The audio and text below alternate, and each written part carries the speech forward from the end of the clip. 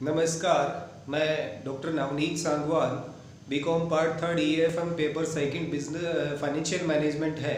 उसके अंदर हम लोग लास्ट वीडियो में भी weighted average cost of capital है उसके डिफरेंट क्वेश्चंस को डिस्कस कर रहे थे। फर्दर आज इसमें एक और क्वेश्चन डिस्कस कर रहा हूँ जो डिफरेंट यूनिवर्सिटीज़ में प्रीवियस ईयर्स में आ चुका है। इस क्वेश्चन में मार्केट वैल्यू के अकॉर्डिंग वेट असाइन नहीं करने हैं। इसमें सिंपल आपको डिफरेंट सोर्स ऑफ कैपिटल है उसकी कॉस्ट है वो कैलकुलेट करनी है, फिर उसके अकॉर्डिंग आपको weighted average cost of capital है उसको कैलकुलेट करना पड़ेगा। क्वेश्चन की इंफॉर्मेशन कुछ इस टाइप की है। From the following information calculate weighted average cost of capital. निम्नलिखित सूचनाओं से भारांकित औसत लागत ज्ञात कीजिए। ये है इक्विटी शेयर्स हैं 4000 और उनकी टोटल अमाउंट है 4 lakh rupees. It means 100 rupees का इक्विटी शेयर हो गया। फिर उसके बाद में सेकंड है 3006% डिबेंचर्स 3 लाख रुपीज की है। इट मीन्स ये भी 100 रुपीज पर डिबेंचर इसकी कॉस्ट या फेस वैल्यू है। फिर 2006% प्रेफरेंस शेयर्स और ये 2 लाख रुपीज के हैं। इट मीन्स ये भी 100 रुपीज का एक प्रेफरेंस शेयर है। फिर उसके बाद में रिटेन्ड अर्निंग्स उसके अमाउंट गिवन है 1 लाख रुपीज। फिर कुछ एक्स्ट्रा इंफॉर्मेशन जिसमें EPS प्रीवियस ईयर का ₹10 गिवन है। सिमिलरली जो कॉर्पोरेट टैक्स रेट है वो 50% है and share holders personal tax liability है वो 25% है। इसका मीनिंग ये होता है कि आपको रिटेन्ड अर्निंग्स की अलग से कॉस्ट कैलकुलेट करनी पड़ेगी। तो सबसे पहले इनके डिफरेंट सोर्स हैं उनकी कॉस्ट है वो कैलकुलेट कर ली जाए। सबसे पहले cost of equity share capital, ये आपको मैंने पहले भी बताया था। इसको 3 टाइप से कैलकुलेट करा जाता है, DPS, EPS और DPS प्लस ग्रोथ। यहाँ पर अर्निंग पर शेयर गिवन है तो EPS upon market price multiply by 100 ये इसका फॉर्मूला हो जाएगा। और इस क्वेश्चन की इंफॉर्मेशन के अकॉर्डिंग इसकी मार्केट प्राइस है वो फेस वैल्यू यानी सम मूल्य पर इसको बेचा जा रहा है। यहाँ पर आप 4 लाख रुपीज में 4000 से डिवाइड करते हैं तो इसकी फेस वैल्यू 100 रुपीज आती है। तो EPS है वो इसमें 10% आपको गिवन है 10 रुपीज। मार्केट प्राइस है वो 100 हो जाती है मल्टीप्लाई बाय 100 तो ये आएगा 10%। यानी इक्विटी शेयर कैपिटल की कॉस्ट है वो 10% आती है। और इसी से हम लोग KR यानी कॉस्ट ऑफ रिटेन्ड अर्निंग्स है वो कैलकुलेट करते हैं। और फॉर्मूला इसका कुछ इस टाइप से होता है 1 - TP 1 - B ब्रोकरेज। फर्दर इसमें ब्रोकरेज गिवन नहीं है। KE आपने 10% कैलकुलेट करा है। 1 - TP पर्सनल टैक्स लायबिलिटी है वो 25% है। डिजिट्स में कन्वर्ट करेंगे तो ये 0.25 आती है। फर्दर दोनों को मल्टीप्लाई करते हैं तो इसका आंसर है वो 7.5% आता है।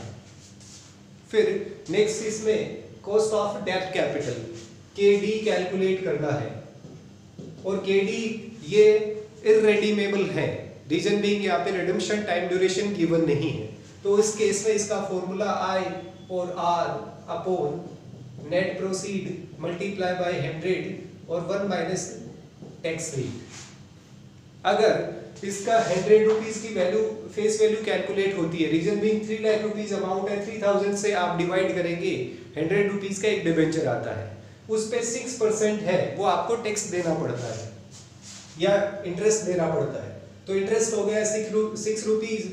नेट प्रोसीड अगेन यहाँ पर फेस वैल्यू हो जाएगी क्योंकि इसमें इशू से रिलेटेड कोई एक्सपेंडिचर गिवन नहीं है। तो 100 रुपीज का इसकी फेस वैल्यू 100 से मल्टीप्लाई करा 1 - टैक्स रेट है वो 0.5 है।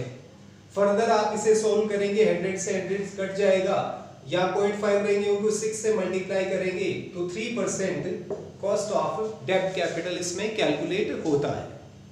फिर लास्ट है वो आपको कैलकुलेट करना है cost of preference share capital जिसे KP बोला जाता है। और फॉर्मूला इसका DPS upon net proceed multiply by 100। DPS dividend per share होता है क्योंकि यहाँ पर इसकी वैल्यू के अकॉर्डिंग या वैल्यू में आप 2000 शेयर्स का डिवाइड करते हैं तो 100 रुपीज की इसकी फेस वैल्यू आती है। 100 का 6% यहाँ पे डिविडेंड होगा तो अगेन 6 रुपीज यहाँ पर डिविडेंड हो जाएगा। और 100 इसकी फेस वैल्यू है, वही वही यहाँ पर नेट प्रोसीड हो जाएगा। 100 से आप इसे मल्टीप्लाई करते हैं तो 6% इसकी कॉस्ट कैलकुलेट होती है। ये तो डिफरेंट सोर्स ऑफ कैपिटल की कॉस्ट है वो कैलकुलेट कर ली। इक्विटी की 10% है, retained earnings 7.5%, debenture 3% and preference shares 6% इनकी कॉस्ट आ रही है। अब कैलकुलेट करना है आपको weighted average cost of capital.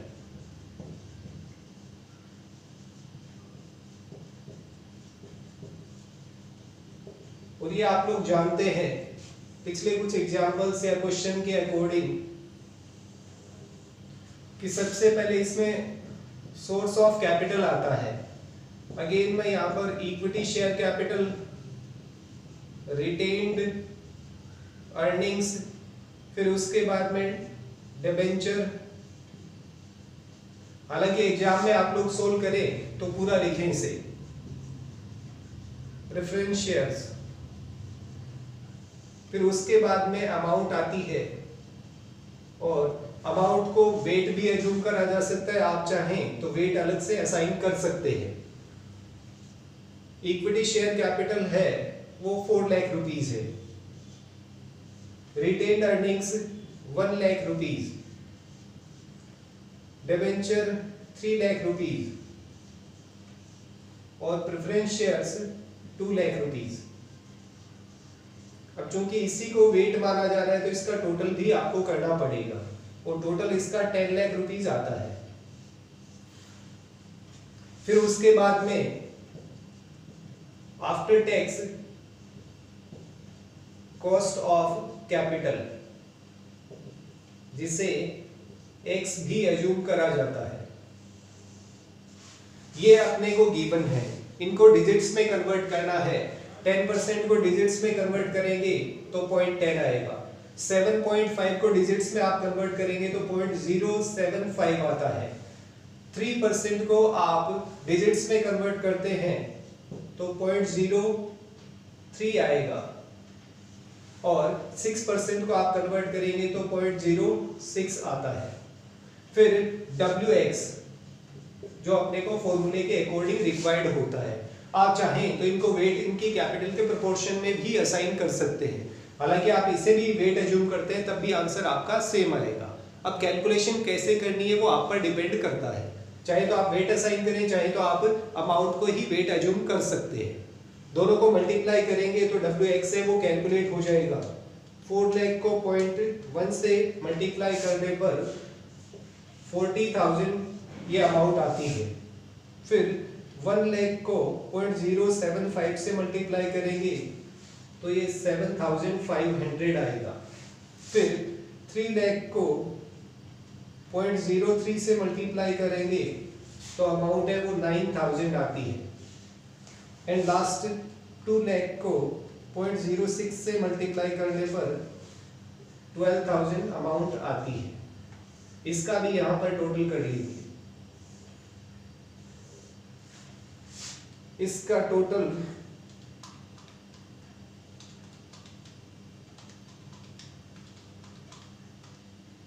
68,500 आता है।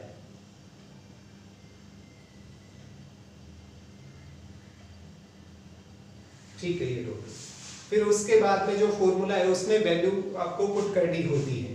फॉर्मूला इसका KW is equals to sigma WX upon sigma W multiply by 100। ये इसका फॉर्मूला होता है। इसका जो टोटल होता है उसे समेशन या सिग्मा बोलते हैं।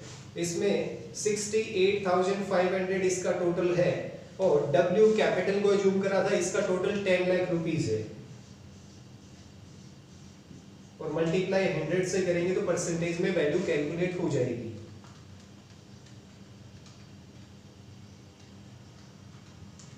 और इसका आंसर आएगा 6.85%।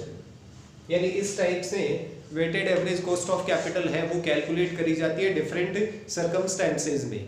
यानी एक तो मार्केट वैल्यू के अकॉर्डिंग वेट असाइन करना हो गया, एक फेस वैल्यू के वेट असाइन करे जाते हैं, फिर उसमें भी एक सिंपल जहाँ पे after tax cost of capital already calculated मिलती है या फिर आपको कैलकुलेट करनी पड़ती है। उन सिचुएशंस में कैसे इसको कैलकुलेट करा जाता है।